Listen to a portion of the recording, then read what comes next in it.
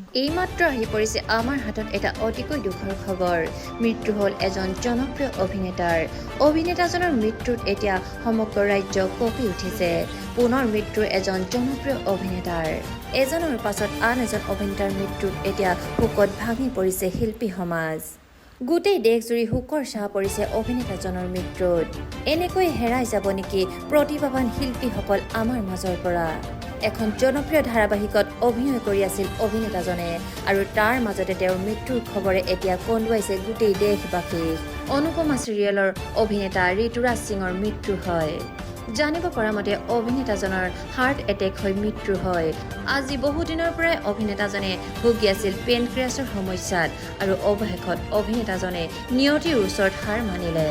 বহুতো চিনেমা আৰু চিৰিয়েলত অভিনয় কৰি তেওঁ দৰ্শকৰ মন মুহিবলৈ সক্ষম হৈছিল। তেওঁৰ আত্মাৰ সদ্গতিৰ বাবে ভগৱানৰ ওচৰত প্ৰাৰ্থনা জনালোঁ।